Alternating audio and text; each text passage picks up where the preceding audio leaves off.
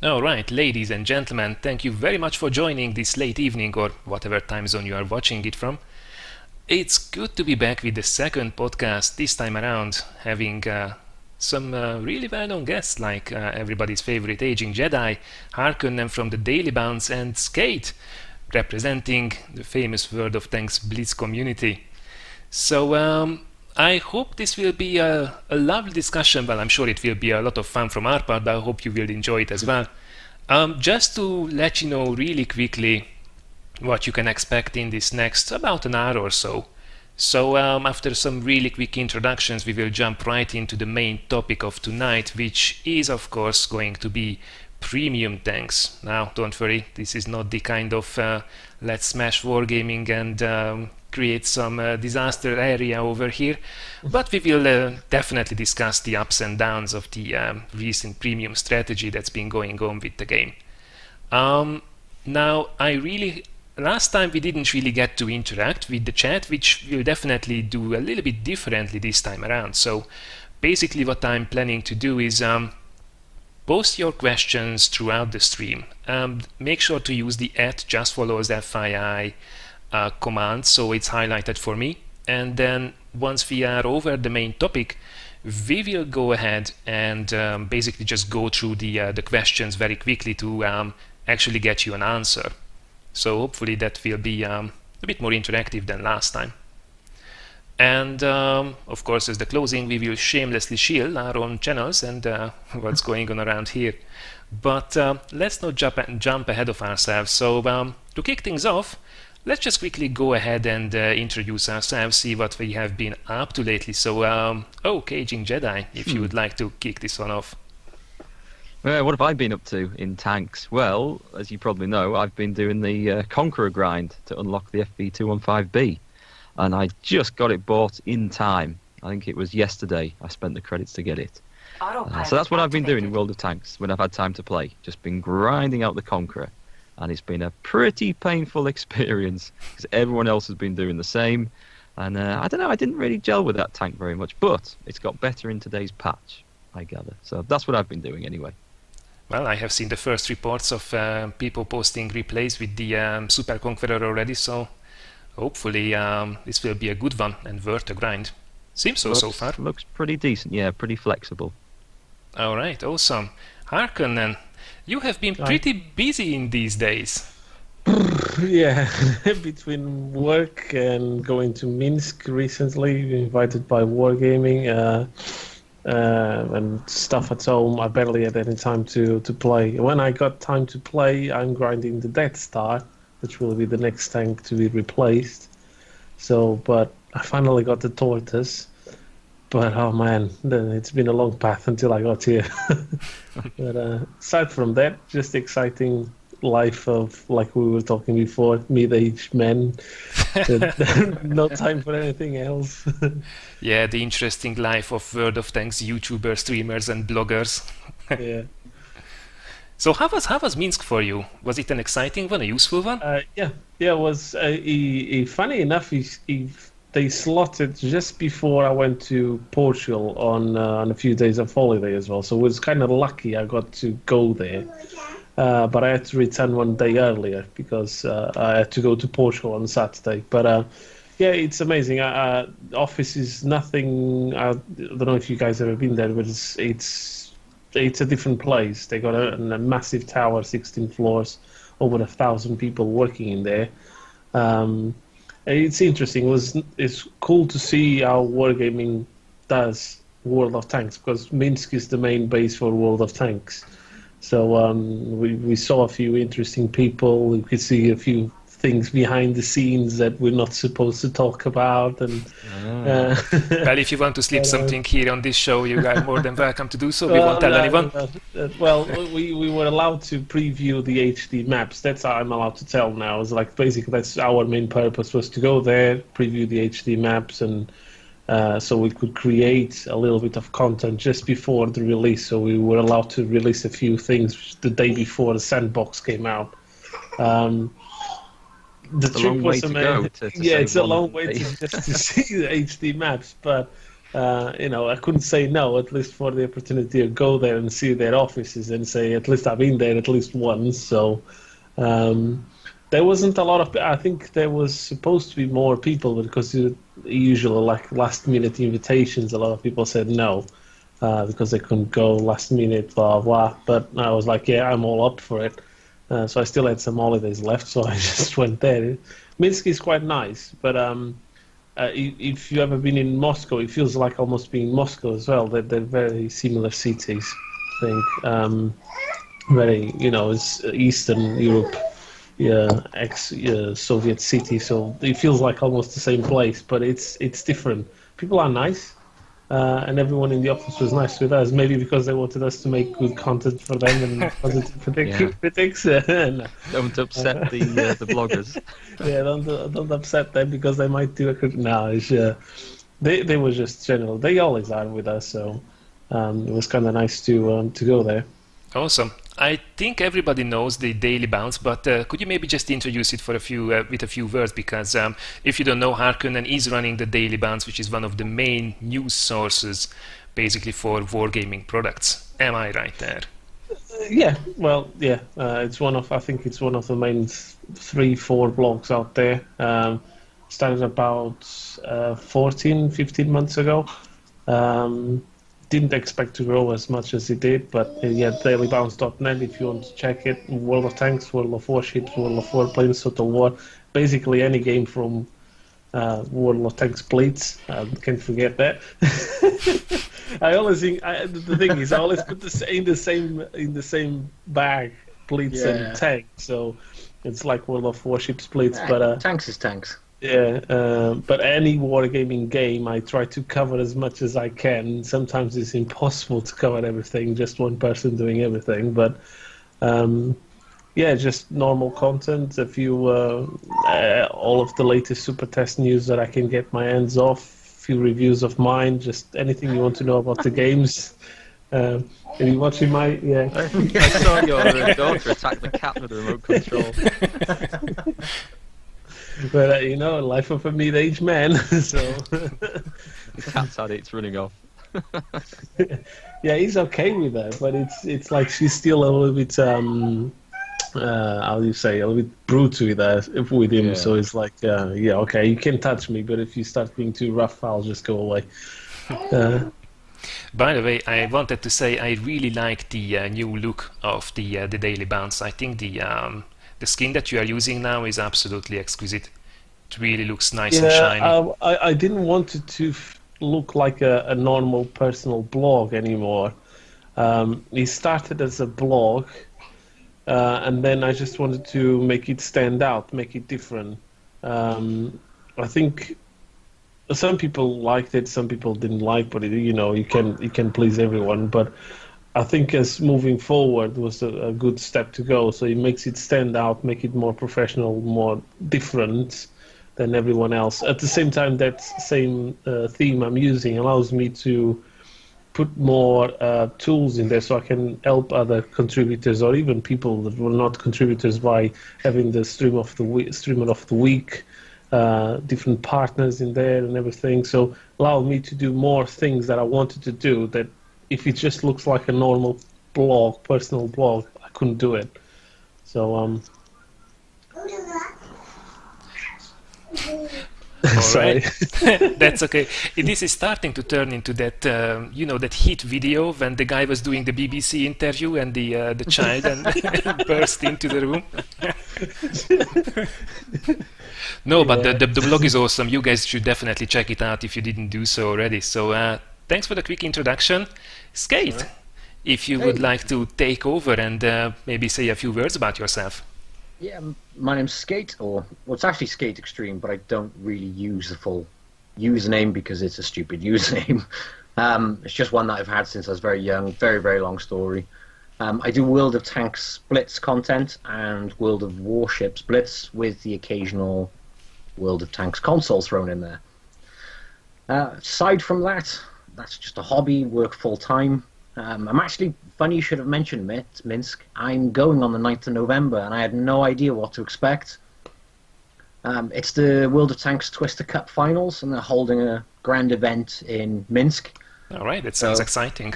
It should be fun. Do you know if it's in the office or is it somewhere else in Minsk? It is somewhere else in Minsk. It's a hall somewhere in the middle of Minsk. I really can't remember the name. Not very professional, I am aware.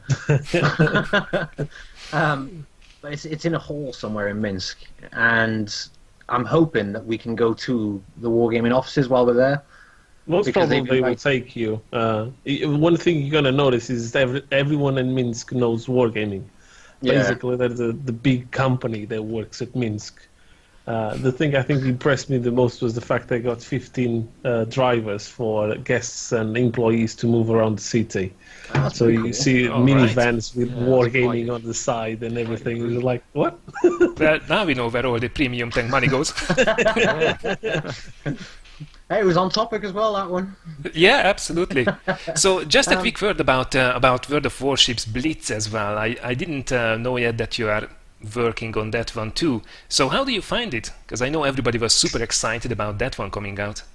I love it. It's kind of like World of Tanks, and I imagine World of Warships is very similar to World of Tanks on PC in this aspect, but you've got some of the gameplay of World of Tanks just a bit more chilled out. That's the way I look at it. I just find it a bit more relaxed, and you have to think well in advance with the tactics, obviously, but it's just so much more chilled out. It's much more relaxing. You don't get frustrated when you get several losses in a row. It's just kick back, aim your guns, fire away. I really enjoy it. I do. I just find it so much more laid back. Obviously, I like the intense side of World of Tanks Blitz. Obviously, short battles. You're in there and you're fighting straight away. World of Warships Blitz is very much the same, but it's just more laid back, if that makes any sense what I'm trying to say. Yeah, the absolutely. Maps a little bit smaller than the PC version? They are, yes. So you get into the action quicker. This is actually the one frustration I have with it, is the maps are a decent size, so the way it is at the moment, obviously they're still in test phases, aren't they? So all the servers are being released, but only in certain countries. But one of my frustrations with it is that you can't usually end up finishing the battle by killing all the enemy ships because you run out of time. Right. So 90% of battles you finish purely by who's got the most points at the top. So really they need to either shrink the maps a little bit, or what I would like to see them do is increase the timers. Yeah, you want to be able to sink the enemy team. That's Exactly. surely the objective and the fun bit. Exactly, yeah. And it's really frustrating when you're in a battleship and there's just a cruiser going to town on the other side of the map, and you've got no hope of getting him. Because you can see, it's frustrating when you've had, even more so when you've had a really good game, and you can just see one cruiser just buggering off from you down the other end of the map. And you know there's only a minute left and nobody's going to catch him. So it's that side of things is frustrating, which probably is slightly similar in World of Warships PC version. But Yeah, the time was way too short. Well, that's an interesting point. I will be curious to see if what they will do when they do the full release or hard release, whatever they would like to call it. I'm wondering if how much percentage of the games in general World of Warships PC finish with a basically just the points without full destruction. I think it's much more in general than World of Tanks as it is, so it might be like something like a ship specialty, but yeah, running away at the end of the match, not much fun for the others. No. It's like being in an IS-7 and a little light running away, isn't it? The bastard. Alright, so after this very quick introduction, I think it's time to jump into the main topic head on. Before we do that, I think quite a lot of you are now out there who were not watching the stream in the beginning, so just to let everybody know, I will not be looking much on the chat as we discuss the tanks, but once we are finished I will go through all the questions that you guys want to ask us. So feel free to post me questions. Just make sure to put in the @JustforlolzFYI command so it's highlighted for me, and after we finish discussing the topic we will go through all your questions, so knock yourself out and I will be back with you shortly. Now that said, premium tanks. Let's start with a really easy one to ease ourselves into this big one. Which one are your favorite ones that you really like to play for fun, like anytime? And which one is the most disliked one of yours, either because you don't like it yourself or you hate to meet it on the battlefield? Harkonnen. Likes and dislikes. Favorite tank, I have to say, will be Type 59. He used to be my favorite tank. He just fell behind. I can't wait to test it in the new update because I just had a look into the stats with my crew and everything. I was like, oh yeah, now it looks alright. Let's see if he actually plays alright. But I don't know. I mainly at the moment it's like Scorpion and a few other tanks. I can't say I have a favorite premium tank at the moment. I have loads of them because I'm more of a collector. So I usually you are the too many premium tanks type. Yeah, too many premium tanks. So I usually, if I want to play tier 8, put on the filter tier 8 premium tank, and then literally I just usually play 1 or 2 battles on all of them, doing the dailies and stuff like that. But yeah, if I have to pick one, most probably will be Type 59 because that's the premium I have the most battles on. I just always liked that tank, even when people said, well, it's not that good anymore. I still enjoyed playing with it.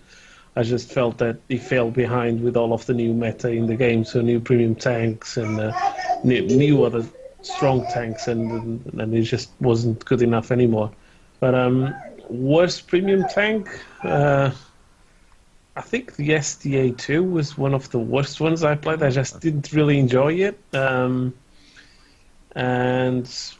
I don't know, maybe a few tier 5s. I think Oops. it's breaking out. But I don't have many premium tanks that I can say I wouldn't recommend to a person.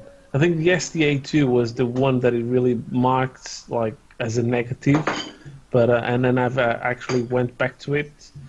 So maybe it was just that first impression. It was like, oh my god, it's horrible. I don't like it, and it never went back. So maybe I'll have to revisit and maybe do a review about it.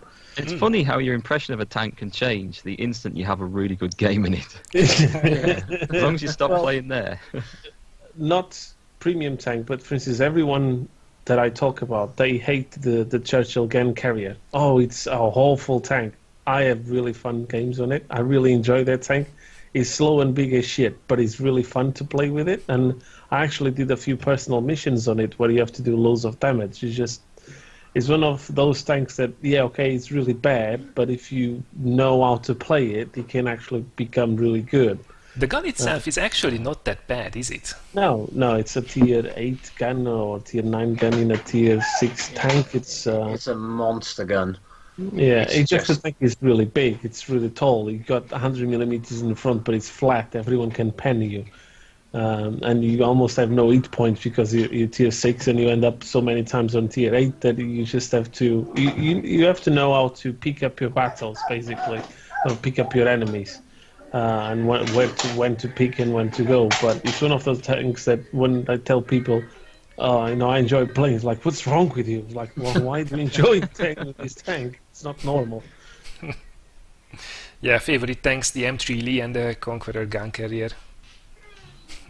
Yeah, we've got one here.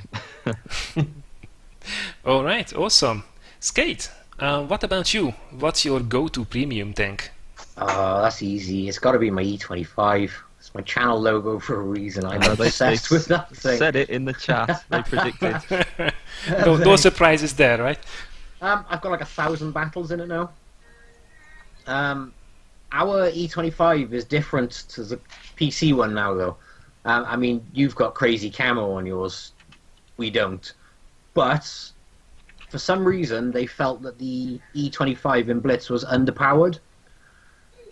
So they gave it, wait for it, they gave it, you know, the APCR, the premium ammo, they made that the standard ammo, got rid of the AP, and gave it heat as a premium ammo. That's beautiful. Special matchmaking on Blitz. No, it's tier 6 to tier 8, which is our standard +1, -1. But personally, I thought the E25 was outrageous anyway, and then when they gave it that buff, naturally I was over the moon. That sounds dirty as hell. And fun, isn't it? I think the balancing issue was the poor pen on the AP. Now it's just go to town on things. A bit of a snuggle struggle on the side of a tiger. There's nothing they can do. I mean, on paper, I could understand that I'm guessing the smaller maps don't really allow for the stay hidden, shoot from the distance kind of playstyle that really makes or breaks the tank on PC. It does work. Does it? Yeah, you obviously the camo mechanics of the bushes are still the same. I believe with PC it's a case of different bushes give different values, but on Blitz it's a case of a bush is a bush, so they all give the same camo value, and you can use camo in exactly the same way, but you just can't do it for as long because the maps are so short. You will get spotted quicker, but if you can find yourself a nice spot long range, you really can work things over, and then you can obviously go enjoy going up close and out DPM in pretty much anything which you can possibly come up against. All right. Except the KV2, they hurt. The ultimate Nothing counter can for the DPM E25. KV2. My worst, well not my worst, but my most disliked premium. I'm a bit of a premium whore, if I'm honest. I've got over 50 premium tanks. Crikey. Yeah, I'm really bad. Still doesn't reach the number I got. A number which shall not be mentioned for the sanity of ours. I say crikey, I might have something similar because I've been collecting them for years on and off. That's what it was with me. I've been playing Blitz since it came out in 2014. And a couple of the guys went, oh, we've got like 60 or 50 premium tanks. And I went, oh, that's ridiculous. Ooh, I wonder how many I've got. Yeah, it was over 50. So, like, I'm going to keep that one to myself after just saying that's ridiculous to someone else. My least played one, though, is the IS-6. It's a good tank. It's a bit bland in comparison to some of the others. If you want to make some credits, and it's great. But I don't know. I find it a bit bland. I quite like that one. I just played a game in it the other day to see how it fared in the current matchmaking. Everyone complaining on PC that they're always bottom tier or as low as you can be. And I went out and had a stonking game in it, but it was the first game I've played in it in months. Long time. Yeah, just wargaming trying to sell you the tank. Didn't they came up with a window saying, there's another premium tank, just buy it. It's okay. You have place in the garage. Yeah, the IS-6, I'm missing that one. But I'm guessing that's not your favorite, though. Oak, is it?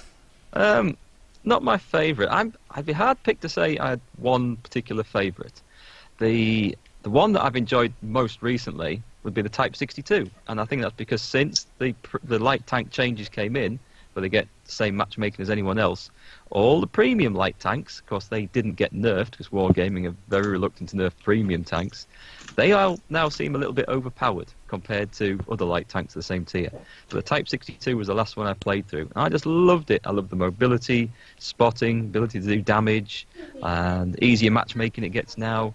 It's just good. I quite like playing faster tanks at the moment, just because if you have something that's big and heavily armoured, people just shoot premium ammunition through it anyway, and the armour's negated. So you've got something that's nice and fast and mobile. You don't get salty if people shoot premium ammo at you because it would have penetrated anyway.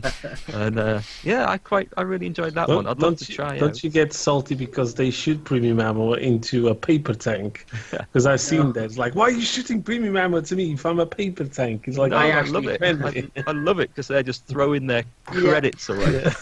You are breaking the system there. It's nice knowing that they are bleeding credits to penetrate you is something they probably could have penned with HE. Yeah, yeah. Shoot all your premium. Yeah, waste your heat, go on. I'd rather they shot me with heat than high explosive when I'm playing tanks like that. So. Yeah. But yeah, that was really good, and I'd love to play the AMX 1357. I don't have one, but if it comes on sale, I might pick it up now with the 8-shot auto loader. So I think that would be a load of fun at the moment. But I think, I don't know, I couldn't pick a particular favourite, but that's nice. And I quite like the ones with limited matchmaking still. They're quite good to go back to. As for a least favourite, I think it just depends what sort of mood I'm in. or if I'm trying to play for one of those campaign missions. But the one, and I feel bad saying this, I haven't enjoyed it a whole lot because I got gifted it recently, was the Swedish S1, Stridsvagn S1. The thing is with that, it's a beautiful tank, like the Churchill gun carrier, when you get it in just the right situation, where you can put long-range support fire in and people aren't trying to flank you and get around you, when you can sit in a bush and shoot across the map. The gun is awesome. I love it for that. But in every other map where you're fighting on street corners and at 10 meters distance having a brawl fest, and you've got that stupid siege mode, which is the first time I've really played with it, that drives me mad. But when you don't have to fight on corners and brawling face to face, when you can do proper tank destroyer tactics, it's quite nice. But you don't get as many maps to do that on as you used to, I feel. Well, it's funny you say that, because the S1 is actually among one of my favorites. But I had to realize that it's not really everybody's cup of tea. I mean, of course, if you have a really good sniping map that you can just go down on, then it's beautiful for everybody. But I thought that this was maybe the premium tank I would just suggest to everybody, because it's so easy to do damage in it with 288 standard pan. It's that is nice. It prints money. It's just so, it seems such an easy to handle tank for me. But then again, when I looked at the average win ratios on VB Addict, which we will, by the way, have a quick look at later when we are talking tank balance and how these premium monsters actually fare, it was one of the worst performing tier 8 premiums, at least among the recently released ones. I mean, last I checked, it was just under 50% average, which is... It's a very complicated tank to play because of the siege mode. It's one of those tanks that you have really nice stats on paper, but when it comes to play it, it's down to personal taste, and then it's complicated to play with the siege modes. Because a lot of people are used to like standard Soviet tanks and everything, tank destroyers, where you can just push if you need. On the S1 or any tank destroyer from the Swedish, you can't do that. It's basically a static defense, and then if you're overwhelmed, you're done. Yeah, and the armor, which looks like it could be really good, gets overmatched by so many things. Yeah. But I should quickly point out that I've just thought of two tanks that I hate playing way more than that ever, and that is the KV-220 at tier 5 and the Matilda Black Prince, which has got to be the worst premium tank I think I've ever played, and Wargaming should be ashamed of themselves for selling it. And do they still sell it? I think they still get it. I picked it up in a Valentine's special thinking I'll buy it for a couple of quid and review it, and it's utterly horrid. The armour's terrible, the speed is god-awful, and the gun's not too bad, but everything else at tier 5 and things it meets just has a gun that can pen you anyway, so I've not enjoyed that one. I know someone that he was really looking for to get one, and on Tankfest he managed to get a code for one, and he was over the moon. I was like, he's one of the shittiest premium tanks out there. He's like, I don't know, I don't care, but it looks nice. He's like, okay, like everyone personal taste you can discuss, but I have to agree. I didn't even remember when before you talked about it. It's just one of those so bad tanks that I don't even play it ever. Yeah. I'd rather play the tier 4 Matilda against tier 6 opponents than the tier 5 Black Prince against them. See, it's not bad in Blitz, that tank. It's got an absolutely outrageous DPM for tier 5.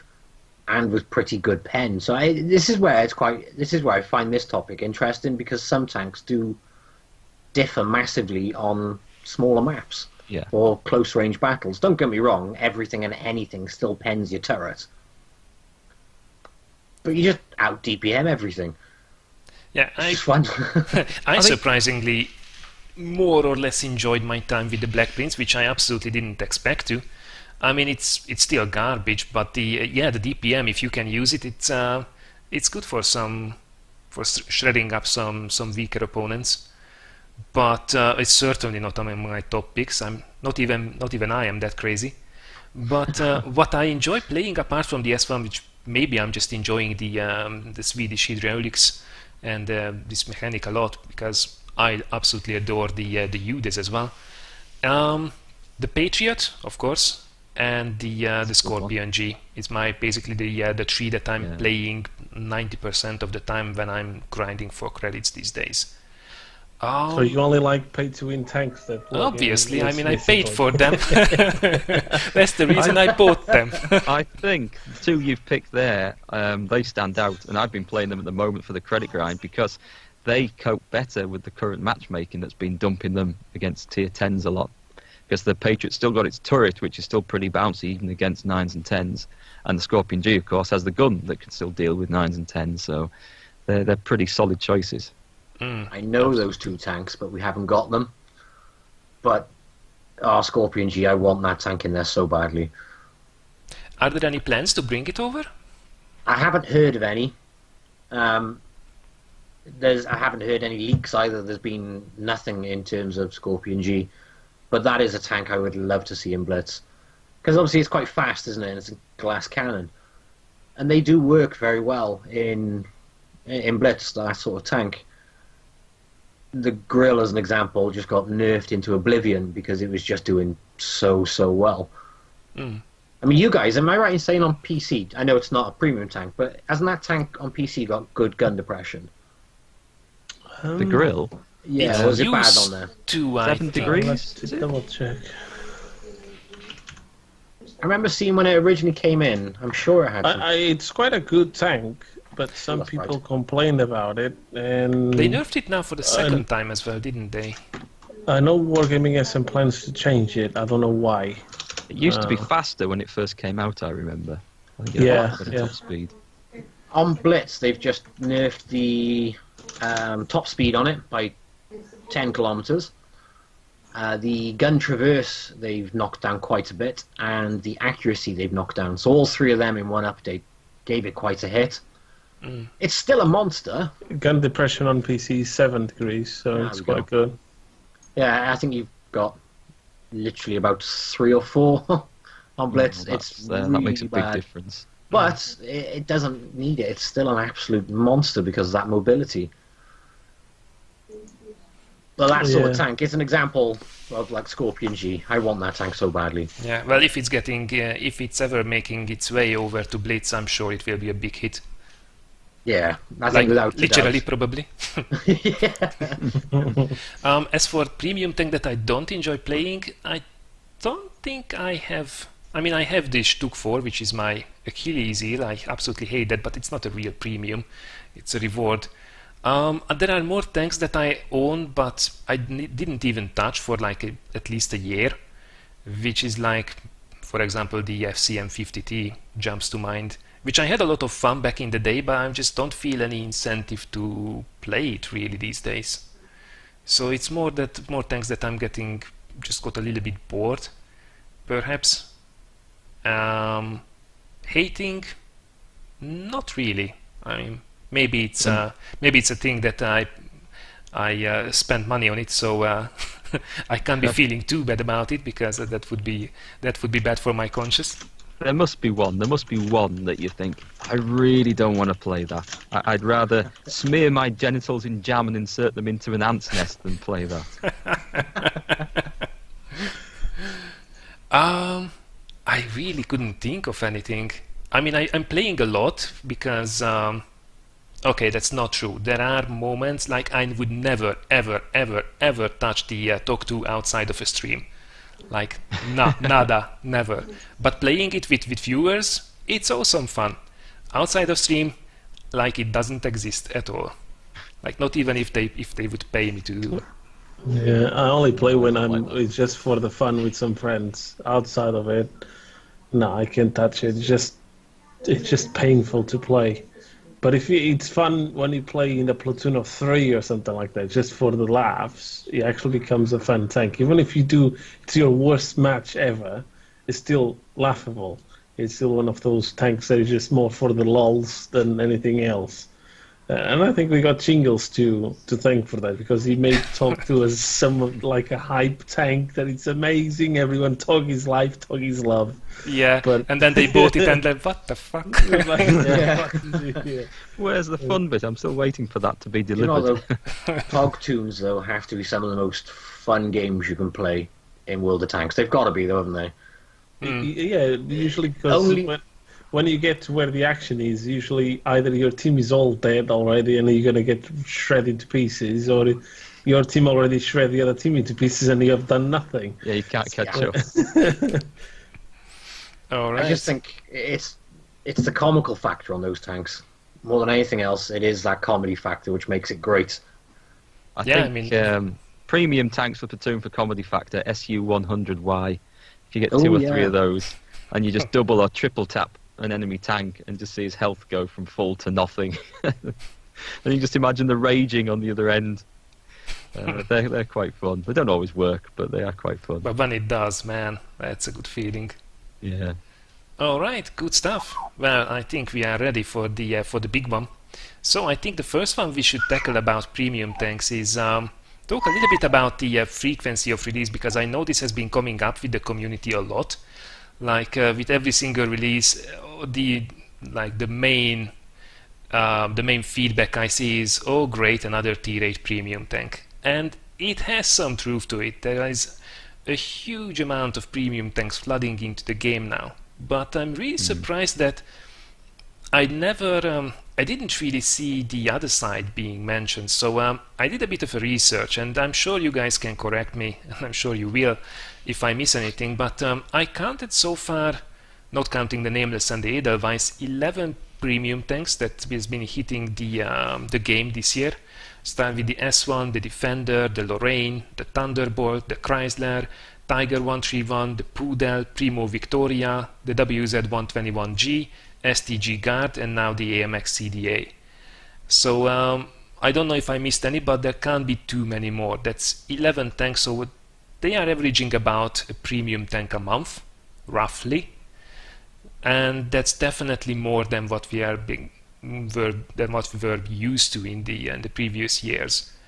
But I also did count the regular tanks that they put in the game, and they put in the game, well, now the tier 10 replacements, the Super Conqueror and the Foch 50B, the additional Chinese one, the WZ1115A. We got 9 Chinese TDs. I mean, obviously nobody cares about them too much, but they are more bonus content really, which we shouldn't have had in the first place. We got 8 light tanks, with the light tank lines getting pushed up until tier 10.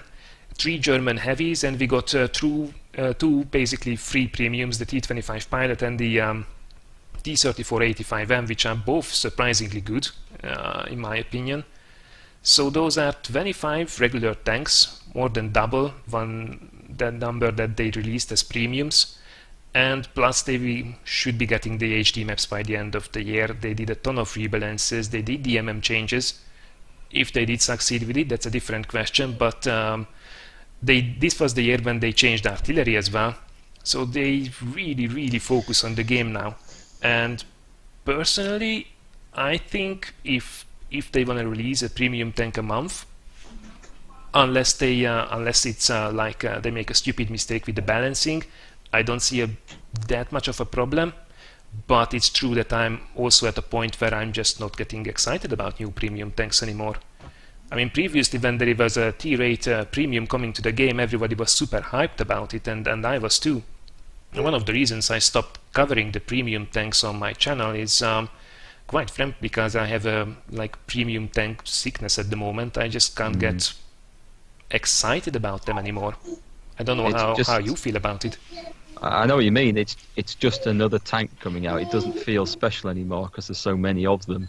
And quite often you'll get into matches where the majority of the team are made up of premium tanks, especially around tier 8. If you get a pure tier 8 match, which is very rare, it's quite often that you can have almost every single tank on the team be some variant of a tier 8 premium. So there's a lot about. And I suppose, it doesn't matter how often they release them because it's not like we're forced to buy them. I think the only problem there comes in when they bring one out, as you say, that's completely unbalanced. And then you feel like if you don't buy it, you're at a disadvantage because it might be way too powerful or way better than your old premium tanks that you've got and played against it. But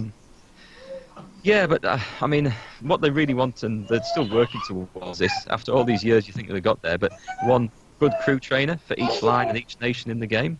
But there's things like American TDs still don't have tier 8 premium crew trainer, and British heavies still. Well, I kind of got the FV215B now. If you had that before, but you can't just go out and buy it. But yeah, if they had all the crew trainers in the game, that's there for someone to buy. But generally speaking, the tanks they're bringing in now, there's a lot of blueprint tanks and fantasy tanks and stuff that never existed, stuff that I have less interest in because it didn't exist. I much prefer the historical stuff that you see in the movies and the war documentaries. So I'm not as interested in the new premiums. I feel like I've got enough crew trainers. I've certainly got enough stuff to make credits in. I don't need anything else to grind credits with. And when a new premium tank comes out, I think, do I really need this to train my crews? And most of the time the answer is no, because I'm not going to play that line enough, or I've got something else that will do the job. So it does look to me like they've got this system set up where that's their main, or one of their main income streams from selling premium tanks. I think so. And therefore they feel pressured to keep releasing new ones because they want to keep the income coming in. Whereas if they maybe made some other things in the game more attractive, like premium account time, that could then become their main income stream. If they give it other bonuses, like if you have a premium account, you can dismount equipment without paying 10 gold. You could, I don't know, do other things and have some of the bonuses or whatever.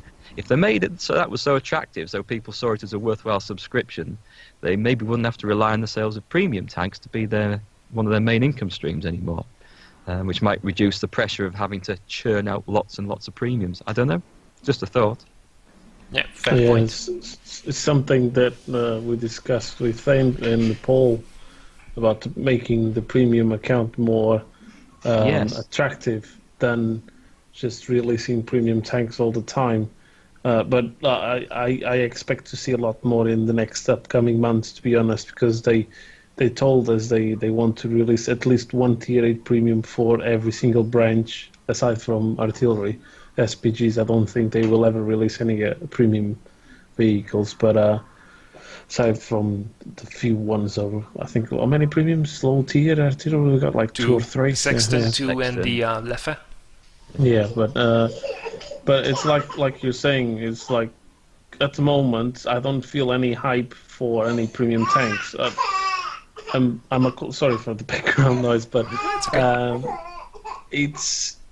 I like to see more tanks in the game. And one point that a lot of people don't realize is they actually introduced more regular tanks this year than they did premiums. But people seem to focus all the time on just another premium tank. And at the same time, like you're saying, Age, is like they don't force you to buy it. You only buy it if you want to. But there were a few cases like the Object 252U or the Defender, whatever you want to call it, that you felt that if you didn't buy it, you missed out. Personally, I didn't like the tank at all. I don't think it's that overpowered as a lot of people think it is. I think it's too random, especially the gun is really, really random. But if you get on a tier 8 matchmaking where you are top tier with a few tier 7s and 8s, yeah, it can be a monster of a tank. But those are the cases that we shouldn't see in the game. I think that we're getting too many premiums. Maybe slow down, I don't know, once every 2 months or something like that, or just change to lower tiers as well. Like I miss playing lower tiers. I like to play lower tiers. I just don't have any tanks at the moment that I feel fun to play all the time. Yeah, but I think a lot of people. I think one of the problems with the matchmaking is they throw everyone at tier 8. If you want to make credits, you have to play tier 8. You have to have premium tanks tier 8 to play. And if they actually reworked a little bit the economics and throw people more into different tiers so they can enjoy the tiers they like the most, they will spread more the player base. Not saying that's the magic solution for the matchmaking that a lot of people think, oh, fix the matchmaking. There's no magic solution. There's not a button that they just press it and fix the matchmaking. It's done. No, I think when you start getting into the matchmaking, it's a very, very complicated problem. That's why Wargaming hasn't fixed it, because it's not a straightforward problem to fix it. And with premium tanks, I think it's a little bit easier. They could focus on different tiers, not just tier 8 all the time, and making other things more attractive will also divert the focus of the players about the premium tanks. So if you make other stuff more attractive, people will spend more money on that, then they don't really care so much if you release another tier 8 premium tank. Yeah, I think I like playing some of the lower tier premiums. Some like there's some silly tier 2 and tier 3 premiums that are actually quite good fun, but also like tier 6 and 7. There's like the Berlin tanks; they're good.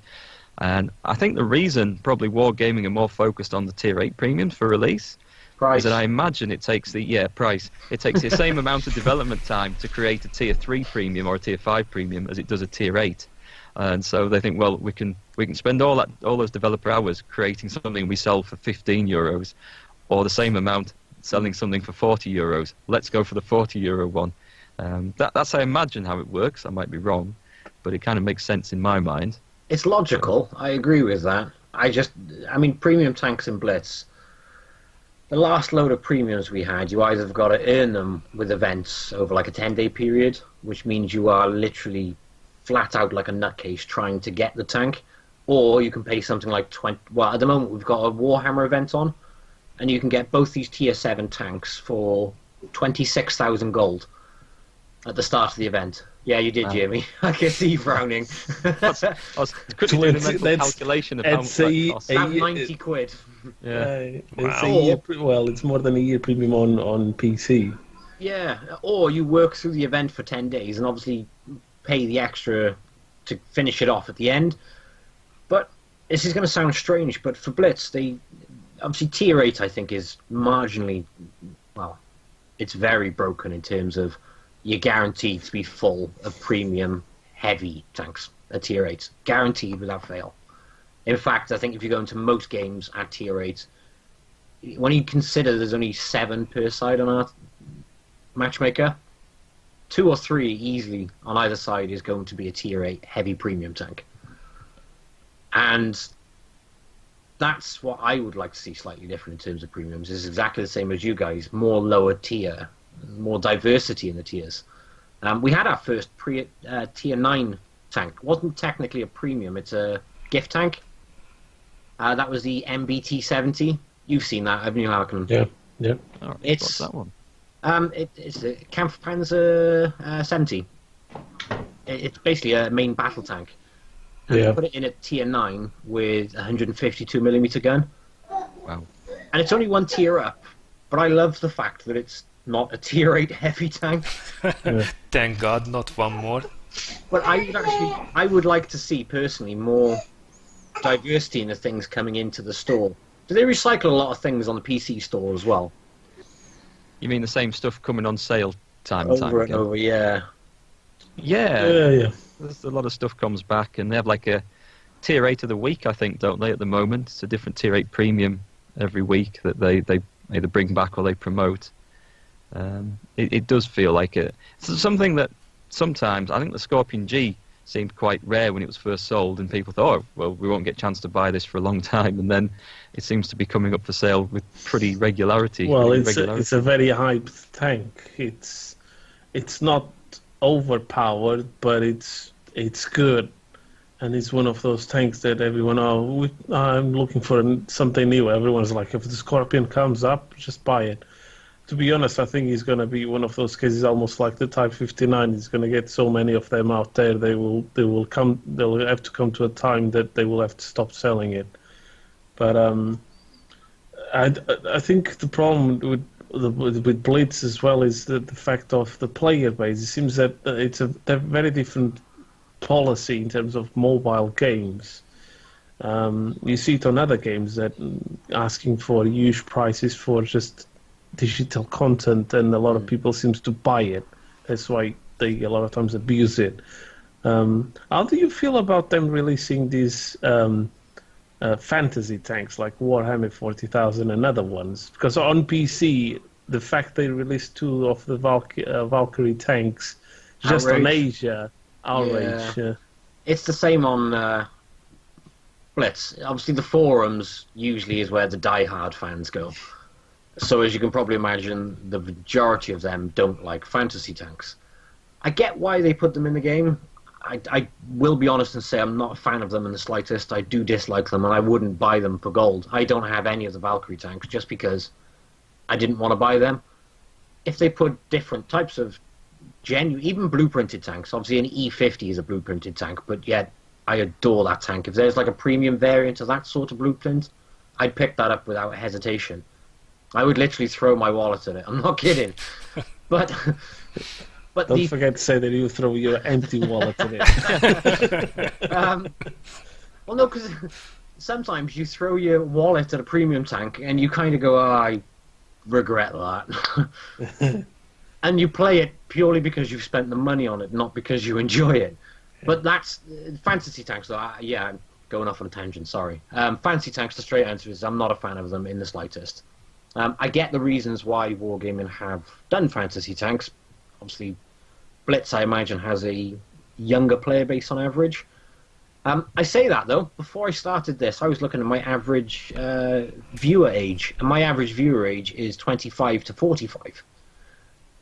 Yeah, sounds same as PC, I think. That's over 50% of my viewers, and I actually expected the majority to be teens to 20s and going into early 30s, but it's not. Most of them are the same age bracket as me, which I imagine, based on that, a majority of them would also like the historical aspect. And you do get a lot of comments on it. I mean, if you look at a lot of the fantasy tank videos that come out, they get so many dislikes. My Warhammer one, I can't get over how many dislikes I have on that video in comparison to my other videos.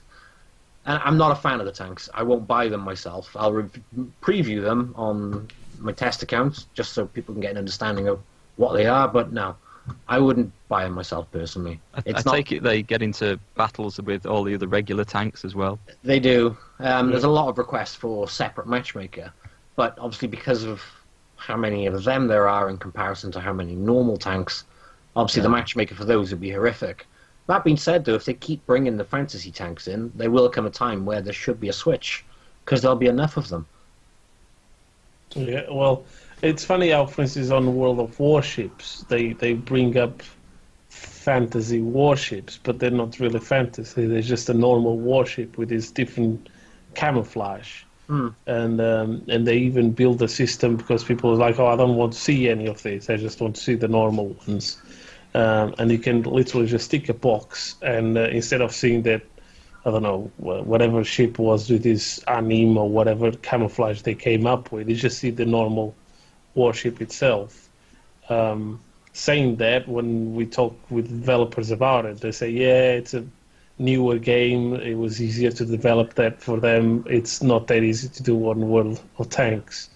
But that, for instance, on PC, I'm glad they don't release those tanks. I'm sorry for the players from Asia that have to deal with the Valkyrie tanks, especially with the heavy tank, because when people like it's bland OP, it's while the medium tank, I forget the name. Edelweiss? Yeah, something like that. They say it's quite balanced. The heavy tank, not nameless, it's OP, and then they blame, and then this when it comes to these how do you say, these areas that not black or white, they're very grey, because Wargaming made contracts with Sega, and Sega said, no, these are our tanks, we'll tell you exactly how we want them. And then for instance, the Nameless, from what I learned, is one of those examples.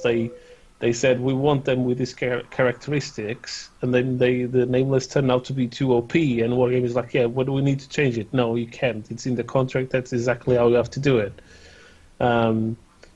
And they only released on Asia, from what I know, because they had a market for it. But I would prefer to see them selling skins and everything with a system that you can disable from seeing them than getting like we got, because while he gets fantasy tanks on on Blitz we get black tanks on on PC.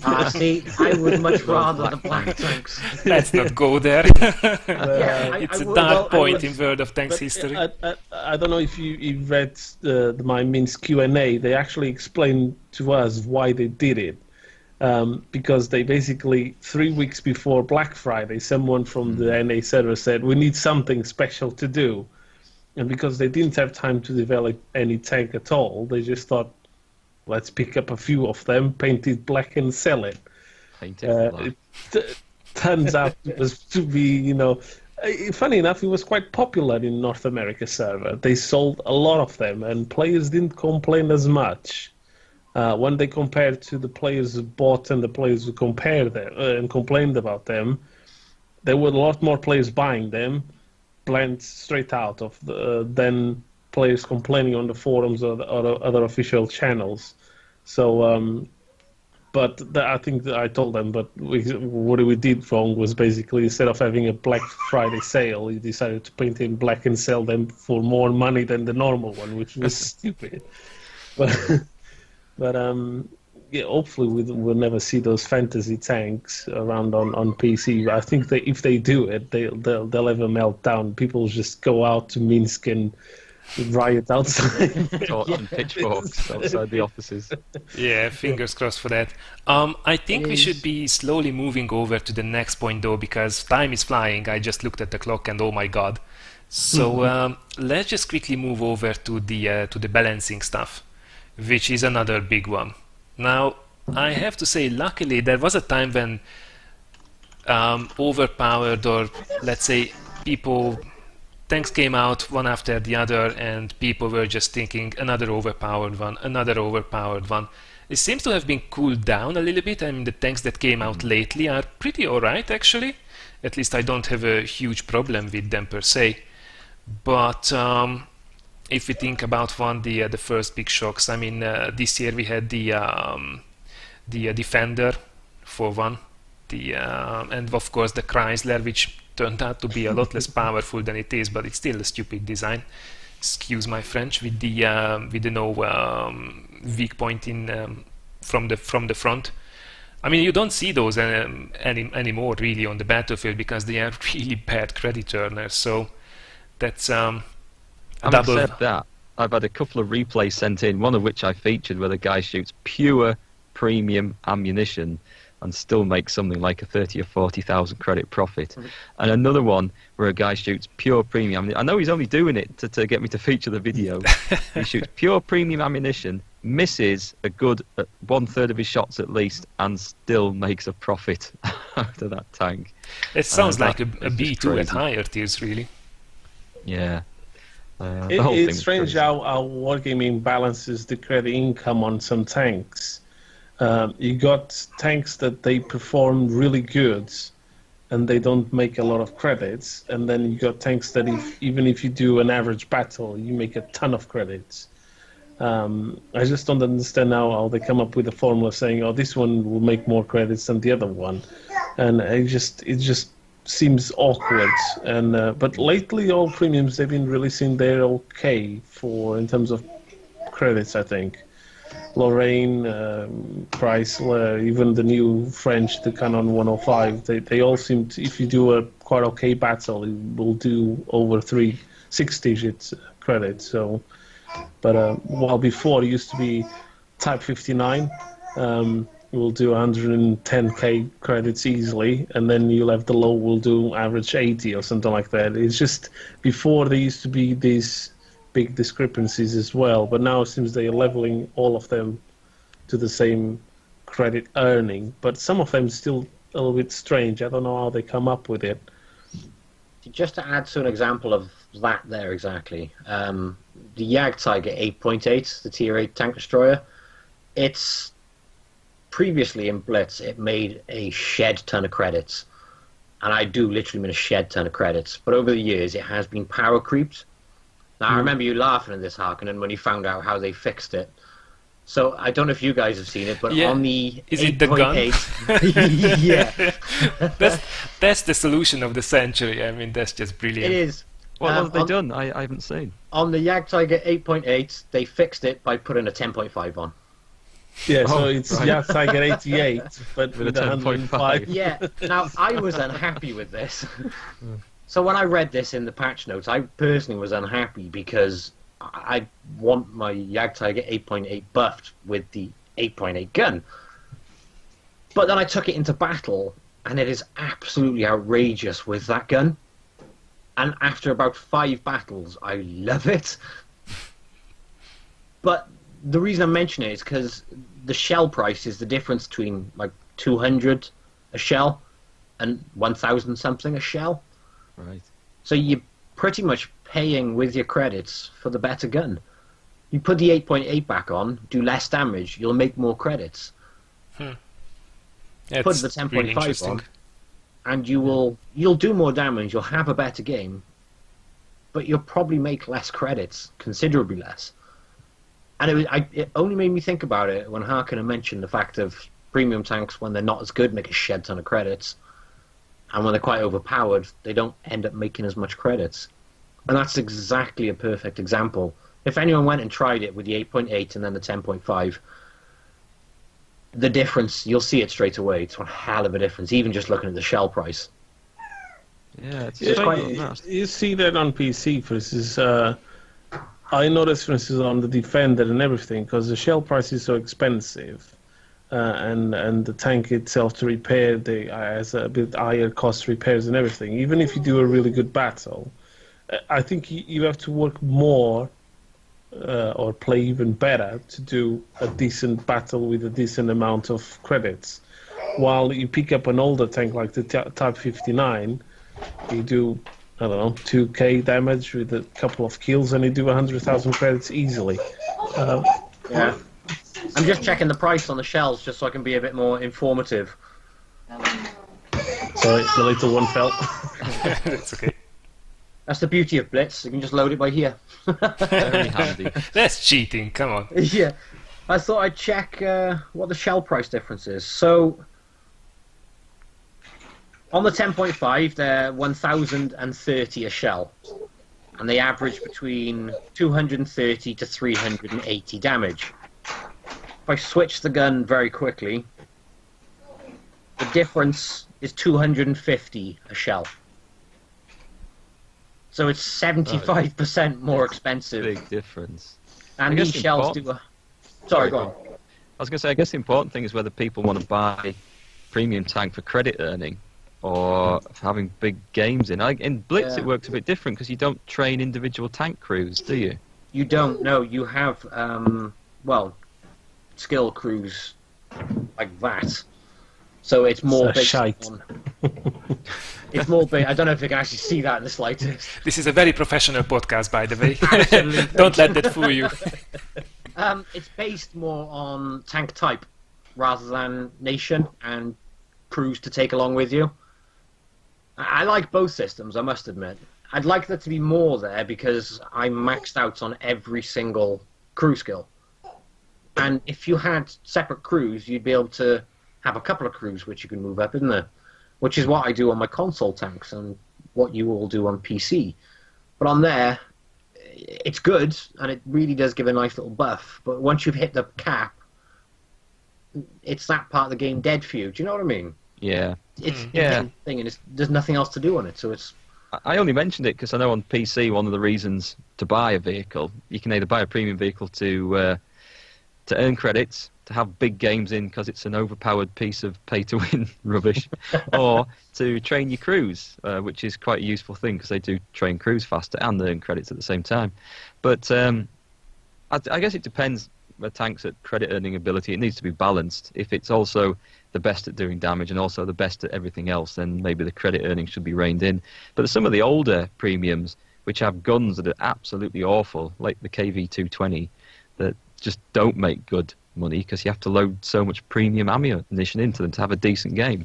And then they only become good crew trainers if you're having decent games by using a lot of premium ammunition. So, I don't know, a lot of these older ones have been power creeped by a lot of the newer vehicles. That's actually a really good point that I wanted to bring up as well, so thanks for that.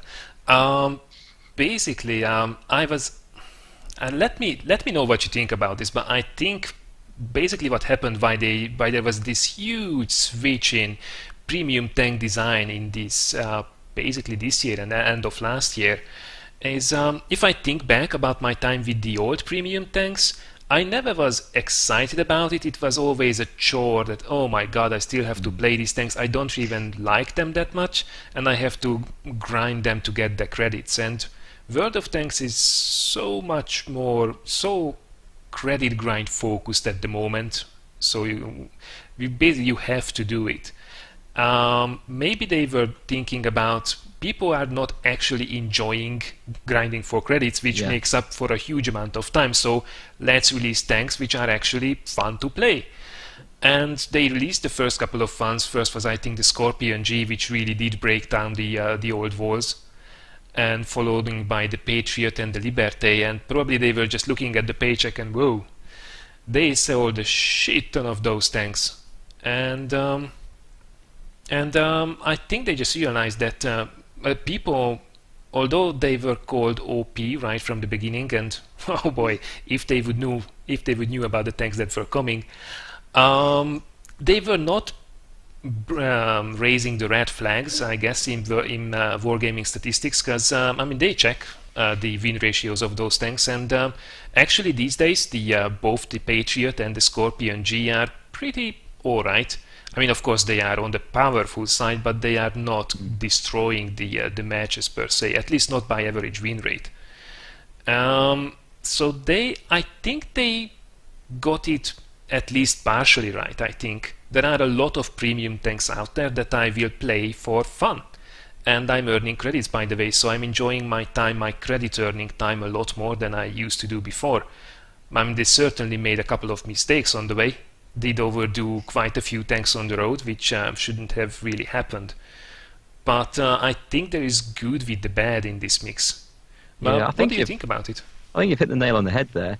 And I think they've also realised that they've got to provide, if they're going to charge 35, 40 euros for a tank, they've got to provide value for money to the player. And who's going to spend that money on something that is just average to play, that's not particularly fun? If they make it so it's fun, it doesn't have to be the best at everything, but so it's fun and people feel like they're getting value for money out of it, then they're going to sell more tanks. If you take an old average sort of tank that's like a KV-220, if you imagine that sort of thing, I'll say the KV-4, imagine the KV-4 was made a Tier 8 premium tank. It's okay in some respects, but it's pretty average. Now imagine you take a KV-4 and put the T10 gun on it at Tier 8, and then suddenly that will sell because that will be a fun premium tank. And I think Wargaming have realised that they're going to drive sales, and for the people who buy them, players are going to be happier. For the people who have to fight them, players are not going to be happier. But I think they've got to provide value for money at the same time, but it's a fine line between a good value for money tank that's fun and enjoyable and something that is just a bit too powerful and then edging everything out the competition. I think this also falls into, you were talking about it on your viewer comments the other day, AgingJedi, cannon envy. Yeah. Obviously you get obliterated by a tank that you know you can just get out of the game and go pick up for £30. You're tempted to do so then, aren't you? If you see a tank, and I think this is why they might pick heavies, because if you pick a heavy tank as a premium and you fire a shed ton of gold at it and you're bouncing off half the time, you're going to want to go out and pick up that tank. Yeah, you think, I'm having one of them. Yeah, I need that in my life. And then you get wasted because the person you come up against, well, knows where to pen. But with a light tank premium, I mean, I would really like to see more premium light tanks myself. Because they're fast, they're mobile, they're fun. But you load a couple of HE shells and they're easy to take out, aren't they? Yes, yeah. Which that's why I think, falling onto your comment about cannon envy from that video, I think that's maybe a reason why we see so many premium heavies, because it's easy to make the armor better and make people envious of that and want to go out and buy it. If you see the premium light tanks getting wasted because they have no armor, you're not going to go get it then, are you? Yeah, you think, am I going to spend 40 quid on a Tier Yeah. 8 Premium Light that gets two-shotted by things with HE, or 40 quid on that Tier 8 Premium Heavy that can take a right old beating. And Yeah. that's how a lot of players' minds will work. Which are they going to get better value for money out of? Saying that, though, do you know what I haven't seen much of? Premium derp. No. What have we got? Have we got any Premium derp? You got the box tank, but you imagine something like a KV2 as a premium tank. That would The sell. premium KV2, a black KV2 . That is, Black KV2. that's the idea. You saw Well, it here first. I did post on the blog the premium black talk too. The Yeah, I black remember. knight edition, and then everyone is like, "What? What?" Everybody bought it right away. I was told by Meathead Militia from the NA server that a lot of people went to him. It's like, "Is it coming out?" She's like, and it was like, "Is it true?" It's like, "Yeah, loads of people." He had loads of work because he had like damage control to do because people thought he was real, so they gonna get a black talk too. But on the NA server, so you can see why the black tanks were quite popular in there. I think I was, but getting back on what we were talking, I think one of the things that it changed a lot was when the game first came out, you will buy a premium tank because you either wanted to grind some credits or you wanted to also train your crew at the same time. And the game economy was built around if you have certain tier 5s and 6s, you could still make a lot of credits. And then they realized that people were willing to spend 20, 30, 40, 50 euros on a tank. So they start changing the economy of the game, so leveling up all of the regular ones that he makes you to... You need a premium tank to make credits, basically, and that's I think what it started going wrong. They start forcing premium tanks into people, and while before they were okay and fun to play, I think my experience is the opposite of yours. It's like while I think now it's painful to grind credits than it was before. It was a lot more fun before than it is now. At the moment, I find it painful. I don't have the patience to play premium tanks at all because I'm forced to play in tier 8 if I want to make any credits. And you have to play a ton of battles to get anywhere that you need to be to get all of the tanks you want. So while before, while grinding, you could make some credits. And then if you imagine... One of the main credit makers before, back in 2011, 2012, used to be the M4 Sherman, for instance, or the Panzer IV. Loads of people used to play those tanks because they were fun, regular tanks, free, anyone can get them, and they still make quite a decent amount of credits if you don't spam premium ammunition and stuff like that. But now you can't make credits on any of those tanks. You just make enough for you to carry on playing. Also, high-tier economy is quite tough at the moment. Players, my father, for instance, he's not a good player. He's just below average. Let's put it on those terms, not to be rude or bad with him, but he struggles with high-tier tanks to play because he doesn't buy premium accounts, and if he didn't have some premium tanks, he wouldn't be able to make credits at all. He forces you into go, and then it's where you see our wargaming philosophy is at the moment. Is instead of trying to get him to buy premium account, they say, "Oh, because you don't play that much, why don't you buy a premium tank that it's more value for money?" There you go. Look at this premium tank. You play again. It's the classical example. He plays against tanks that, I can't pen it at all, and then he just, I'm going to buy it. Because I can't pen it, it must be really good. He goes and buys them, and then he does okay with it, but he doesn't have that feeling about, it's that overwhelming tank that I thought he was. Yeah, because he already spent the money. Higher than it, and it's the same old struggle. I don't think you haven't got this, and I don't know what your thoughts are on it, and it's based on premiums, but have you heard about the enrichment system in Blitz? Is that the one where you can basically...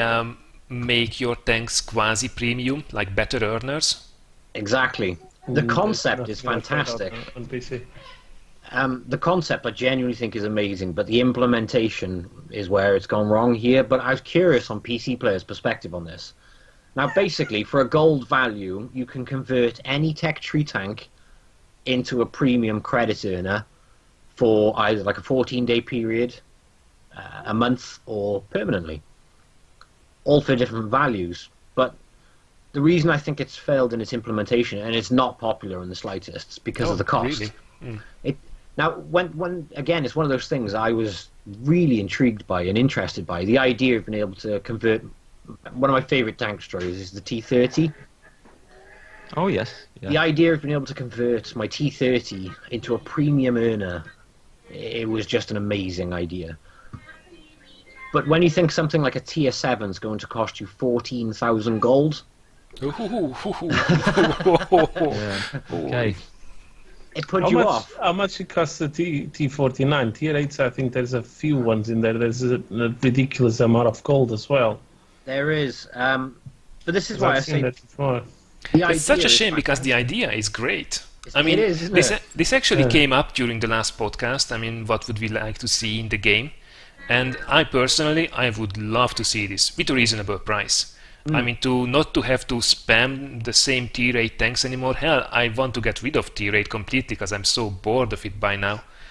I would love to go to my tier 6s, to my tier 7s, to go and grind them for a bit. If you think about it, we do have a similar system. We just call them credit boosters. Personal reserves. A personal reserve. So instead of making a tank a premium credit earner, you can actually turn any tank that you want into a credit earner, and even better than that, you can actually make your credit earner a better credit earner. And that's usually, and then that's where it comes policies like on DNA they sell them, but on the EU they don't sell the boosters, and it's just like, yes, why? That is annoying. Well, you mentioned the T-49, so if I give you an example on that one, all the different tanks, every single one of the tech tree, they change the credit value of each of them independently. For example, an M41 Bulldog, if you enrich that tank, it gives you a 53% extra credit increase. But you mentioned the T-49, which again is a tank I have a lot of battles in. So I was intrigued on that one myself. Now, when you look at the enrichment system on this, it will increase the credit, or the earning ability is increased by 88%. So you do make that a very good earner. But the cost of that is 2,300 gold for 14 days, or 14,500 gold permanently. What's that, about 45 quid or something? Yeah, I think about 40 quid, 50 euros, something like that. So basically like a full price. Full price tier 8, tier 9, isn't it, the T49? Well, it isn't PCs. What's it on Blitz? On Blitz tier 8 now. Well, tier 8 for us. How much is that going to cost you in Blitz, approximately? Go on, click buy. Click buy. I've actually only got 400 gold to my name. It's going to cost you £50, exactly. Yeah, well, I can see advantages when you compare it with the personal reserves, because you making a tank that you enjoy a permanent credit earner, not just for that limit period of time. And I think, for instance, this is one of the reasons why a lot of people don't like to buy premium accounts, is because, while I'm sleeping, I can use it. But usually I tell them, it's like, but you're paying for your internet connection while you're sleeping and you're not using it, or your TV connection, or, everything that you pay monthly, there's a time of the day you're not using it, but you're still paying it. So they fixed that in Blitz. You get certificates in Blitz now. For 1 hour's premium time, 9 hours premium time, or 24 hours premium time. So you can actually use these certificates for just like an hour block. Yeah. Well, it's the same as we got credit boosters, we got experience boosters, we got personal crew boosters. So that replaces the premium accounts. I got a few friends of mine. They don't buy premium account. They buy Just these use, personal reserves and bundles, and then they just use them when they were playing. So I think they fixed the premium account part. But for anyone who buys premium accounts, it's because you got even more credits, more experience, more free experience, more crew experience, which is kind of good. Just I'm not sure how the PC community will take it on you spending. Oh, there you go. Spend 15k gold and turn your favorite tank into. I think they will go nuts. Like, outrageous!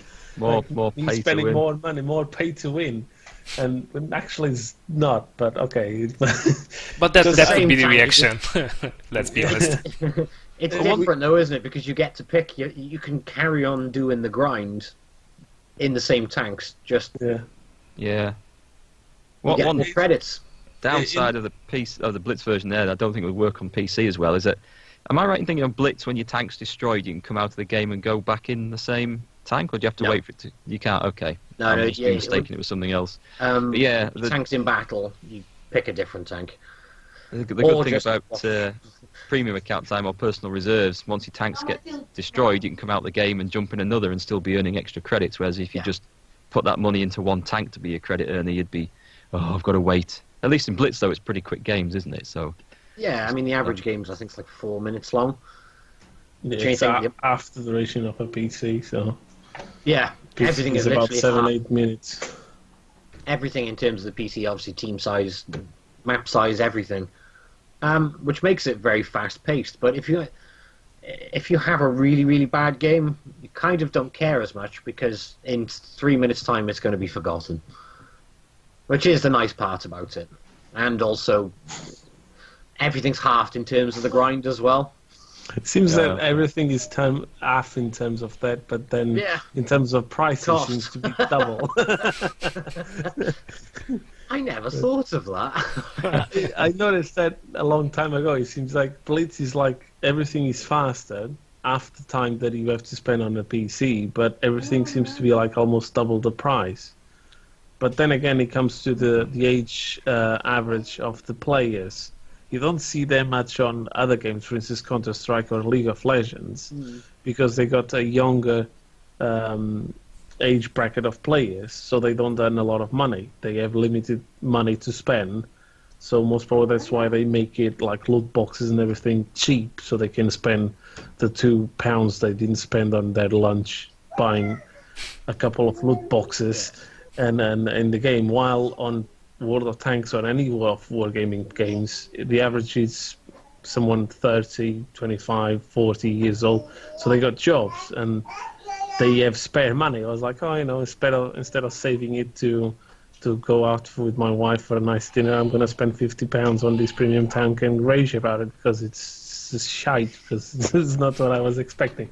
But I think that's why they abuse on prices, because you don't see any other game selling premium content for the amount of price you see wargaming doing. yeah, it's a big price tag on some of these. When you consider you can play a tier 8 tank you've ground for, and you can get there, it's a long time, but you can do it for free, or you can play something similar and get the same matchmaking and everything else that you've just spent £50 on. That's a big amount of money just for one tank, isn't it? Yeah. Well, and you don't see as well other games doing bundles that cost you €100 and you get a tier 3 tank together with it. The tank is free. It's if you buy this enormous amount of gold, you get a free tank. Yeah. Would that be a PZ2J by any chance? Yeah, That's and That will cost you like 50 to 80,000 credits per game if you want to fire the premium that actually pens something. Yeah. Oh, what, you actually want to win in that tank? Oh, yes, we forgot to mention it. It'll be another 100,000 credits a game. Yeah. But don't worry, That- you've got that 14,000 tank gold is, to I buy think- credits with. I think that's the only tank that I could say it's almost pay to win. It's literally, if you want to win the game, you really need to spend money. Well, not money, but you're going to spend everything you got in terms of credits if you don't buy it with gold to win it, because the penetration on it's so bad that if you're just going to spend the whole ammunition without almost doing any damage, I think mine is stocked with 75% APCR. And if I come out with anything less than minus 40,000 credits, it was a good game. A full success. Yeah, because it just bleeds credits, that thing. It has to, though, otherwise you'll... But I think it's going to get worse now with the recent talks about introducing certain ways of getting higher tier premium tanks or reward tanks with bonds and everything. I think that's when... while I, as a collector, I really want these to come forward because I don't have the same amount of time I had before to spend on clan wars and everything trying to get these special tanks. Which I have a few of them, so I want to have a different way of getting them. I think that's where wargaming might... in Portugal we say they might spill their milk, and it's basically when you do something really wrong and you just spill everything on the floor. Because all of this bonds thing that they're coming up, I think is going to create a massive shitstorm. And if they start releasing premium tier 10s, they're going to break the game, I think, because everyone is just going to do anything they can to get their hands on, and players that already feel that it's pay to win in a lot of time, they might start leaving the game, and that's what it was me as well. They're going to start thinking, why should I spend my time and my money on a game that it's literally throwing me into this? So I think in the future is going to be we might have complicated days in World of Tanks. Fingers crossed they will be careful with that one. Well, we overstepped the originally planned about 1 hour considerably, so thanks for bearing with us. I would say let's start slowly wrapping up things because I guess everybody's that tired.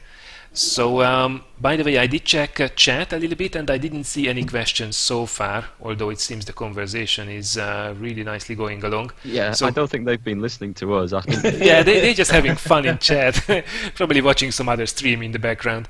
So, guys, if you want to ask us some questions, then just add JustforlolzFYI so I can see it highlighted, and now is the time to do so.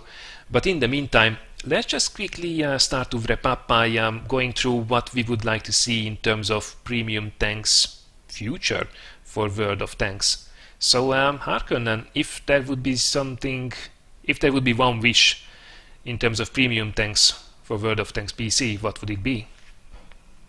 I think first of all, and they already done that step, is to try to balance them as much as possible, to make sure they're releasing tanks that are balanced. And they made that step when on Tank Fest they recognized they've done a mistake with the Defender and the Chrysler, and then invited us community contributors to, look, we will give you access to them before everyone else, start giving us more. So they start using us as more opinion makers to them, give them feedback. So that first step is done, but I think in terms of what I would like to see on premium tanks, maybe less premium tanks release and different tiers basically, and basically focus on branches that we don't have them, but it doesn't necessarily need to be a tier 8. It can be a tier 6 or tier 7 or tier 5. We don't really care. It's just because there are a few premium tanks that are supposed to come to the game. The first iteration of tier 7s, and they've been pushed to tier 8s. And my question, I asked this a couple of times, like, why have you done this? Why don't you keep them on a lower tier? Players will still buy them, but they have this mentality of, no, it needs to be tier 8. It needs to be tier 8, and so I'm looking forward to see if we see less premium tanks, different content on the different areas, because there's a lot of stuff in there that could be monetized by wargaming, and players will still spend some money. And hopefully we won't see them coming up with, you can buy them with money like tier 9s and 10s. That will be the break point for me. Yeah. I think if they actually sell with money, tier 10s, like they do on a Chinese server, players are happy to spend $200 on the Waffen Dragon E100, that everyone is expecting to come. I don't know why. Even after Wargaming said 1,000 times he's not coming to the other servers. But they released the Chinese TD branch. Like, yeah, but it's different. It's not a toxic tank. It's like, it's just regular content, for fuck's sake. But, it's one of the things that drives me mad. Like when players start comparing the Chinese server with the other servers. And with Wargaming released there, it's because it's going to release everywhere else, which is not true because they got the Chieftain Mark 6 tank in there. You can buy it for $200 as well. I think if Wargaming goes that path, which I don't think they will, as long as a few certain people are at Wargaming, working for Wargaming, we should be fine with that. But if they do it, they will break the game completely. Because at that time, any new player just decides, oh, you know, I like this game. Oh, there you go, I got $200 or 200 euros or whatever you want, currency you got, buys a tier 10, goes into the game and never played a single battle in their life, and they just start playing the game, and then how are you going to feel about it? So, yeah, the future for me, making it resume, is like less premium tanks, different tiers, and make them more diverse. Yeah, really good points there. AgingJedi, what's your main wishes towards the premium madness that's going on? Towards premium? I'm just going to ask for a premium tank to be introduced. They're not going to bring this one in. But have you heard of the Churchill? I should have known this. Have you heard of the Churchill AVRE? Yeah, that will be awesome. Yeah, That's if you want that tank, that will be the monster of it. 300mm mortar mounted on the front for destroying bunkers. That's what I would like to see in the game. I'd buy one of them. But just a question that did appear in chat. Somebody asked, I think I'd have to scroll up to find it now. Should artillery... Let's go. So should games with artillery be opt-in or opt-out? I hate the things they ruin good games. So basically, you could tick a box whether you wanted to go into a game that included artillery, but like you can select assault, grand battles, and all the rest. And whilst that would be a great idea for people to escape artillery who don't like to play it, unfortunately, if that was a thing, you'd end up with artillery players either having to wait half an hour in the queue for a matchmaker for a game to be made, or you'd get games that only included artillery and light tanks who were trying to do the spotting missions, and you wouldn't get any heavies or mediums or tank destroyers, because why would they want to go into a game with artillery? So it would be nice to find a way to escape it sometimes when you don't want to have to face playing it, but I can't see them ever making a mode where you could opt in, unfortunately, or opt out. Yeah, probably that's not something that they can do. No. They've already done it. If you're looking for a quick alternative to get rid of artillery, Go to Blitz. have a go on Blitz. There's no artillery. But you'd be surprised how this is the opposite on Blitz. People are actually asking for artillery to come into Blitz. Oh, be careful what you wish for. No, they've already said it's ridiculous. We can't put artillery in. The maps are too small. Literally, Wargaming have said it 1,000 times. Artillery is not coming to Blitz. So if you're looking for a quick fix to get rid of artillery, give Blitz a try. Oh, all right, solid selling point right there. Before we continue with the questions, Sk8, what's your main wish for premium tanks in Blitz? I'm going to do the same as AgingJedi. I'm going to mention a tank which I would absolutely adore to see in the game. Very, very similar, Sturm Tiger. Yeah, Give us a idea. premium Sturm Tiger. Obviously, we've got a KV2, which is non-premium. I would love to see something like that as a premium. We don't see many derp premiums. I think the only thing I can think of as a derp premium is an SU-100Y box tank. I can't think of anything else off the top of my head with a monstrously good derp gun. Well, off the top of my head anyway. What they might do on... Can you get the Thunderbolt and the Tiger 131 on Blitz? No, not yet. It's on PC. They've got these tanks that were, either... Well, the Thunderbolt was after a tank ace, named after and used by a tank ace, apparently. And so there must be a KV2. I'm sure there is a KV2 that was driven by a tank ace, so maybe that could be one of Wargaming's future premiums coming in at Tier 6, identical to a regular KV2. Isn't that Kolobanov? Didn't he drive yes, was that a KV? Was that a KV1? That's KV1, That was KV1, right? yeah. But again, though, it's I think The honest answer is, though, every single person would pick up a KV2 premium tank, and we'd then be having the same conversation. The tier 6 is broken. It's ruined. Yeah, probably. Because we absolutely adore it. The tier 8s would be complaining, saying, we can't play against tier 10, and now we can't play against tier 6 either. By the It's way, funny that you mentioned the KV2 as a premium tank, because we got so many Shermans as premium tanks, and now with the recent hero tanks, as they call them, like for instance the Thunderbolt is from Colonel Creighton Abrams. He was the one that drove M4 Sherman with Thunderbolt on the side. That's why and now we're gonna have the first Soviet Sherman tank that we don't have enough. Yes. That one, there was another ace tanker from the Russian army. It's funny how they don't introduce anyone with a KV2 premium tank. I think that will sell a lot, especially on PC. It would sell like a hotcake on, I think, all versions of the game, but it would completely break tier 2. Tier 6. Tier 2 KV2. I would never get out of it. If there was a KV2 premium tank, I would not stop playing it. I think I have like 600 battles in the KV2 as it is. Yeah, you know what they'll do, though? They'll introduce it with the other gun. What is it? Is it 107mm gun? Yeah. Then it wouldn't be quite so powered. That would be a revolt if they would do that. Yeah, it wouldn't sell. All right. Good stuff. All right, let's see what the chat came up with in terms of questions. So Slow, good to see you out there.